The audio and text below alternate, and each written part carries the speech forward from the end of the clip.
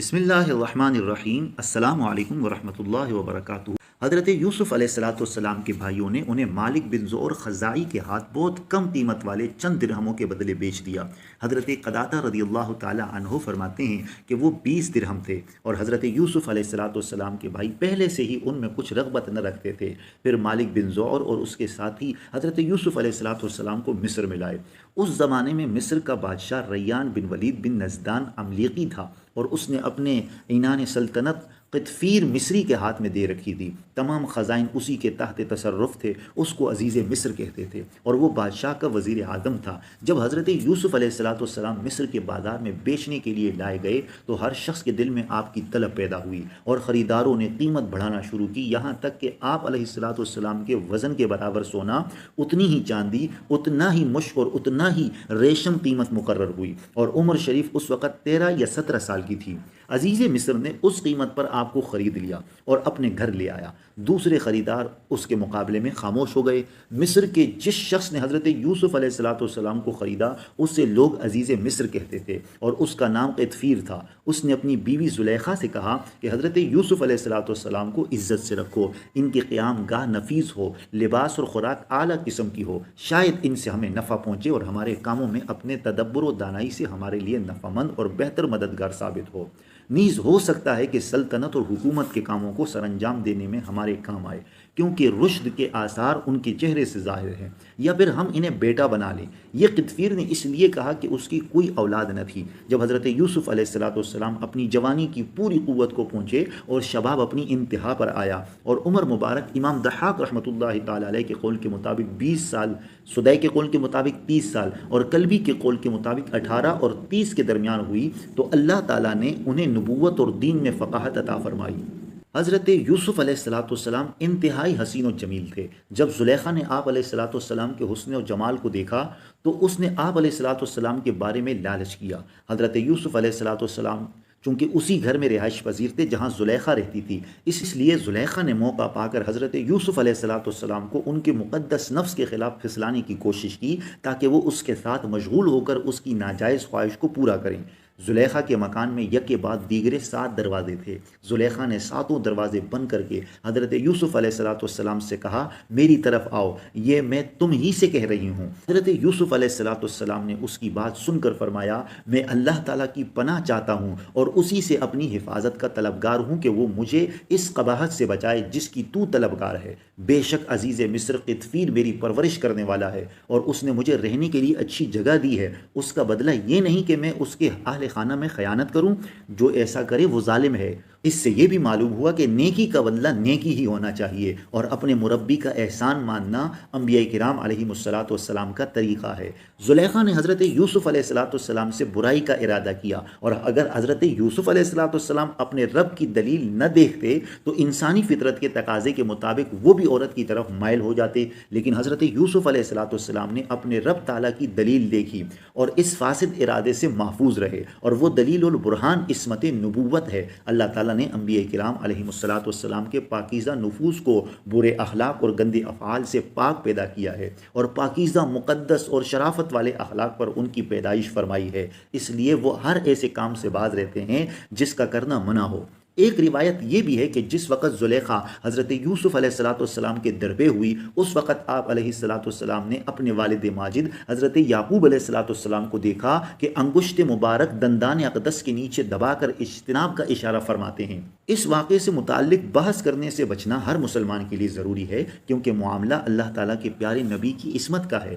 اور بحث کرنا کہیں ایمان کی بربادی کا سبب نہ بن جائے۔ جب زلیخا حضرت یوسف علیہ السلام کے درپے ہوئی اور حضرت یوسف علیہ السلام نے اپنے رب تعالیٰ کی برہان دیکھی تو آپ علیہ السلام دروازے کی طرف بھاگے اور زلیخا ان کے پیچھے انہیں پکڑنے کے لیے بھاگی۔ حضرت یوسف علیہ السلام جس دروازے پر پہنچتے جاتے تھے اس کا تالا کھل کر گرتا چلا جاتا۔ آخر کار زلیخا حضرت یوسف علیہ السلام تک پہنچی اور اس نے آپ علیہ السلام کا کرتا پیچھے سے پکڑ کر آپ کو کھینچا تاکہ آپ نکلنے نہ پائیں، لیکن آپ غالب آئے اور دروازے سے باہر نکل گئے۔ زلیخا کی قمیص کھینچنے کی وجہ سے حضرت یوسف علیہ السلام کی قمیص پیچھے سے پڑ گئی تھی۔ حضرت یوسف علیہ السلام جیسے ہی باہر نکلے اور آپ علیہ السلام کے پیچھے زلیخا بھی نکلی تو انہوں نے زلیخا کے شوہر یعنی عزیز مصر کو دروازے کے پاس پایا۔ فوراً ہی زلیخا نے اپنی برات ظاہر کرنے اور حضرت یوسف علیہ السلام کو اپنے مکر سے خوف زدہ کرنے کے لیے ہیلا تراشا اور شوہر سے کہنے لگی اس شخص کی کیا سزا ہے جو تمہاری گھر والی کے ساتھ برائی کا ارادہ کرے۔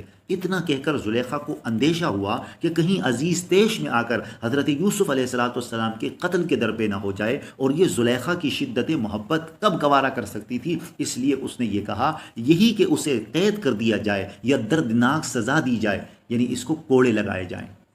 جب حضرت یوسف علیہ السلام نے دیکھا کہ زلیخا الٹا آپ پر الزام لگاتی ہے اور آپ کے لیے قید و سزا کی صورت پیدا کرتی ہے، تو آپ علیہ السلام نے اپنی برات کا اظہار اور حقیقت حال کا بیان ضروری سمجھا اور فرمایا یہ مجھ سے برے فعل کی طلبگار ہوئی تو میں نے اس سے انکار کیا اور میں بھاگا۔ عزیز نے کہا اس بات پر کس طرح یقین کیا جائے؟ حضرت یوسف علیہ السلام نے فرمایا کہ اس گھر میں ایک 4 مہینے کا بچہ جھولے میں ہے جو زلیخا کے ماموں کا لڑکا ہے، اس سے دریافت کرنا چاہیے۔ عزیز نے کہا کہ 4 مہینے کا بچہ کیا جانے اور کیسے بولے؟ حضرت یوسف علیہ السلام نے فرمایا کہ اللہ تعالیٰ اس کو گویائی دینے اور اس سے میری بے گناہی کی شہادت ادا کرا دینے پر قادر ہے۔ عزیز نے اس بچے سے دریافت کیا تو اللہ تعالیٰ کی قدرت سے وہ بچہ بولنے لگا، اور اس نے کہا اگر ان کا کرتا آگے سے پھٹا ہوا ہو پھر تو عورت سچی ہے اور یہ سچے نہیں، اور اگر ان کا کرتا پیچھے سے چاک ہوا ہے تو عورت جھوٹی ہے اور یہ سچے ہیں۔ یعنی اگر حضرت یوسف علیہ السلام آگے بڑھے اور زلیخا نے ان کو ہٹایا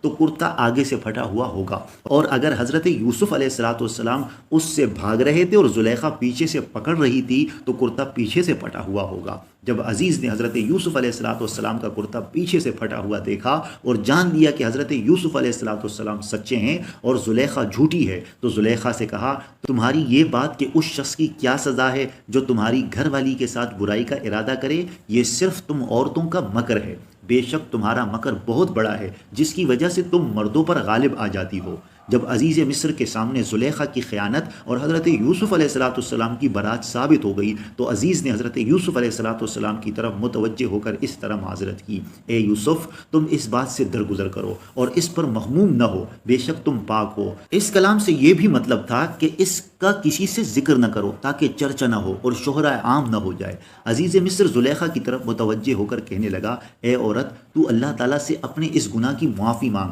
جو تو نے حضرت یوسف علیہ السلام پر تہمت لگائی، حالانکہ وہ اس سے بری ہیں۔ اپنے شوہر کے ساتھ خیانت کا ارادہ کرنے کی وجہ سے بے شک تو ہی خطا کاروں میں سے ہے۔ غور کریں تو اس واقعے میں حضرت یوسف علیہ السلام کی برات کی بہت سی علامتیں موجود تھیں۔ ایک تو یہ کہ کوئی شریف طبیعت انسان اپنے محسن کے ساتھ اس طرح کی خیانت روا نہیں رکھتا، اور حضرت یوسف علیہ السلام اچھے اخلاق کی بلندیوں پر فائز ہوتے ہوئے کس طرح ایسا کر سکتے تھے۔ دوسری یہ کہ دیکھنے والوں نے آپ کو بھاگتے آتے دیکھا، اور طالب کی یہ شان نہیں ہوتی بلکہ وہ درپے ہوتا ہے، آگے نہیں بھاگتا، بھاگتا وہی ہے جو کسی بات پر مجبور کیا جائے اور وہ اسے گوارا نہ کرے۔ تیسری یہ کہ عورت نے انتہا درجے کا سنگار کیا تھا اور وہ غیر معمولی زیب و زینت کی حالت میں تھی، اس سے معلوم ہوتا ہے کہ رغبت و اہتمام محض اس کی طرف سے تھا۔ چوتھی یہ کہ حضرت یوسف علیہ السلام کا تقوی و طہارت جو ایک دراز مدت تک دیکھا جا چکا تھا، اس سے آپ کی طرف ایسے برے فعل کی نسبت کسی طرح قابل اعتبار نہیں ہو سکتی۔ عزیز مصر نے اگرچہ اس قصے کو بہت دبا لیا لیکن یہ خبر چھپ نہ سکی اور اس کا چرچا اور شہرہ ہو ہی گیا۔ شہر میں شرفائے مصر کی عورتیں زلیخا اور حضرت یوسف علیہ السلام کے بارے میں باتیں کرتے ہوئے کہنے لگیں کہ عزیز کی بیوی زلیخا اپنے نوجوان کا دل لبھانے کی کوشش کرتی ہے، بے شک ان کی محبت اس کے دل میں سما گئی ہے۔ ہم تو اس عورت کو کھلی محبت میں گم دیکھ رہے ہیں کہ اس دیوانے پن میں اس کو اپنے ننگ و ناموس اور پردے اور عفت کا لحاظ بھی نہ رہا۔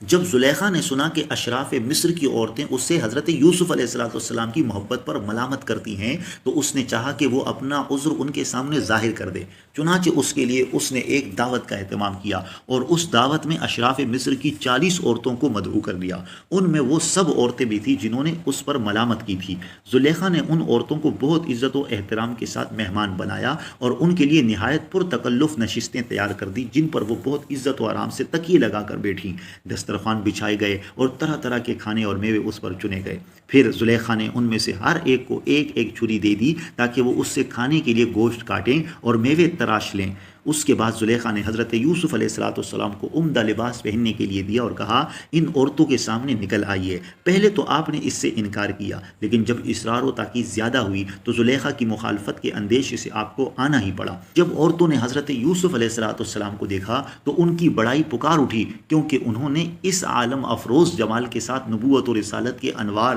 عاجزی و انکساری کے آثار، شاہانہ ہیبت و اقتدار اور کھانے پینے کے لذیذ چیزوں اور حسین و جمیل صورتوں کی طرف سے بے نیازی کی شان دیکھی تو تعجب میں آ گئی، اور آپ کی عظمت و ہیبت دلوں میں بھر گئی، اور حسن و جمال نے ایسا وارفتہ کیا کہ ان عورتوں کو خود فراموشی ہو گئی، اور ان کے حسن و جمال میں گم ہو کر پھل کاٹتے ہوئے اپنے ہاتھ کاٹ لیے، اور ہاتھ کٹنے کی تکلیف کا اصلاً احساس نہ ہوا۔ وہ پکار اٹھی کہ سبحان اللہ، یہ کوئی انسان نہیں ہے کہ ایسا حسن و جمال انسانوں میں دیکھا ہی نہیں گیا، اور اس کے ساتھ نفس کی یہ طہارت کہ مصر کے اعلیٰ خاندانوں کی حسین و جمیل عورتیں طرح طرح کی نفیس لباسوں اور زیوروں سے آراستہ و پیراستہ سامنے موجود ہیں، اور آپ کی شان بے نیازی ایسی کہ کسی کی طرف نظر نہیں فرماتے اور قطعاً التفات نہیں کرتے۔ امام اہل سنت الشاہ احمد رضا خان رحمۃ اللہ تعالی علیہ اس واقعے کی طرف اشارہ کر کے بڑے حسین انداز میں شان مصطفیٰ صلی اللہ علیہ وسلم بیان کرتے ہوئے فرماتے ہیں، حسن یوسف پہ کٹی مصر میں انگشت زنا، سر کٹاتے ہیں تیرے نام پر مردان عرب۔ سید المرسلین صلی اللہ تعالی علیہ وآلہ وسلم اور حضرت یوسف علیہ السلام کے حسن میں فرق۔ علامہ احمد ساوی رحمۃ اللہ تعالی علیہ فرماتے ہیں، حضرت یوسف علیہ السلام کو حسن کا ایک حصہ عطا کیا گیا تھا، اور ان کا حسن ظاہر تھا کہ اللہ تعالیٰ نے ان کے حسن کو اپنے جلال کے پردوں میں نہیں چھپایا۔ اسی لیے آپ علیہ السلام کے حسن کا نظارہ کر کے عورتیں فتنے میں مبتلا ہو گئیں، جبکہ حبیب پروردگار صلی اللہ تعالی علیہ وآلہ وسلم کو کامل حسن عطا کیا گیا تھا، اور اللہ تعالیٰ نے اپنے حبیب صلی اللہ تعالی علیہ وآلہ وسلم کے جمال کو اپنے جلال کے پردوں میں چھپا دیا تھا، جس کی وجہ سے آپ کا حسن کامل دیکھ کر بھی کوئی عورت فتنے میں مبتلا نہ ہوئی۔ یہی وجہ ہے کہ آپ صلی اللہ تعالی علیہ وآلہ وسلم کے سراپا اقدس کی تفسیرات بڑے صحابہ کرام رضی اللہ تعالی عنہم سے مروی نہیں، بلکہ چھوٹے صحابہ رضی اللہ تعالی عنہم سے منقول ہے، کیونکہ بڑے صحابہ کرام رضی اللہ تعالی عنہم کے دلوں میں آپ صلی اللہ علیہ وآلہ وسلم کی ہیبت و جلال اس قدر تھی کہ وہ آپ صلی اللہ تعالی علیہ وآلہ وسلم کی طرف نظر نہ اٹھا سکتے تھے۔ عورتوں نے جب حضرت یوسف علیہ السلام کو دیکھا تو وہ ان کے حسن و جمال میں گم ہو گئی۔ یہ دیکھ کر زلیخا نے ان سے کہا، یہ ہیں وہ جن کے بارے میں تم مجھے طعنہ دیتی تھی، اب تم نے دیکھ لیا اور تمہیں معلوم ہو گیا کہ میرا دیوانہ پن کچھ قابل تعجب اور ملامت نہیں، اور بے شک میں نے ان کا دل لبھانا چاہا تو انہوں نے اپنے آپ کو بچا لیا اور کسی طرح میری طرف مائل نہ ہوئے۔ اس پر مصری عورتوں نے حضرت یوسف علیہ السلام سے کہا کہ آپ زلیخا کا کہنا مان لیجئے۔ ان کی بات سن کر زلیخا بولی، بے شک اگر یہ وہ کام نہ کریں گے جو میں ان سے کہتی ہوں تو ضرور قید میں ڈالے جائیں گے، اور ضرور ذلت اٹھانے والوں میں سے ہوں گے، اور چوروں اور قاتلوں اور نافرمانوں کے ساتھ جیل میں رہیں گے، کیونکہ انہوں نے میرا دل مجھ سے چھین لیا اور میری نافرمانی کی اور فراق کے تلوار سے میرا خون بہایا، تو اب انہیں بھی خوشگوار کھانا پینا اور آرام کی نیند سونا میسر نہیں ہوگا۔ جیسا میں جدائی کی تکلیفوں میں مصیبتیں جھیلتی اور صدموں میں پریشانی کے ساتھ وقت کاٹتی ہوں، یہ بھی تو کچھ تکلیف اٹھائیں۔ میرے ساتھ ریشم میں شاہانہ چارپائی پر عیش گوارا نہیں تو قید خانے کے چبھنے والے بوریے پر ننگے جسم کو دھانا گوارا کریں۔ حضرت یوسف علیہ السلام یہ سن کر مجلس سے اٹھ گئے، اور مصری عورتیں ملامت کرنے کے بہانے سے باہر آئی، اور ایک ایک نے آپ سے اپنی تمناؤں اور مرادوں کا اظہار کیا۔ حضرت یوسف علیہ السلام کو ان کی گفتگو بہت ناگوار ہوئی تو بارگاہ الہی میں عرض کی، اے میرے رب، مجھے اس کام کے بجائے قید خانہ پسند ہے جس کی طرف یہ مجھے بلا رہی ہیں، اور اگر تو مجھ سے ان کا مکر و فریب نہ پھیرے گا تو میں ان کی طرف مائل ہو جاؤں گا اور میں نادانوں میں سے ہو جاؤں گا۔ تو اس کے رب نے اس کی سن لی اور اس سے عورتوں کا مکر و فریب پھیر دیا، بے شک وہی سننے والا جاننے والا ہے۔ پھر سب نشانیاں دیکھنے کے باوجود بھی انہیں یہی سمجھ آئی کہ وہ ضرور ایک مدت تک کے لیے اسے قید خانہ میں ڈال دیں۔ جب حضرت یوسف علیہ السلام سے امید پوری ہونے کی کوئی شکل نہ دیکھی تو مصری عورتوں نے زلیخا سے کہا کہ اب مناسب یہ معلوم ہوتا ہے کہ اب 2-3 روز حضرت یوسف علیہ السلام کو قید خانے میں رکھا جائے، تاکہ وہاں کی محنت و مشقت دیکھ کر انہیں نعمت و راحت کی قدر ہو اور وہ تیری درخواست قبول کر لیں۔ زلیخا نے اس رائے کو مانا اور عزیز مصر سے کہا کہ میں اس عبرانی غلام کی وجہ سے بدنام ہو گئی ہوں اور میری طبیعت اس سے نفرت کرنے لگی ہے، مناسب یہ ہے کہ ان کو قید کیا جائے تاکہ لوگ سمجھ لے کہ وہ خطاوار ہیں اور میں ملامت سے بری ہوں۔ یہ بات عزیز کے خیال میں آ گئی اور اس نے حضرت یوسف علیہ السلام کو قید خانے میں بھیج دیا۔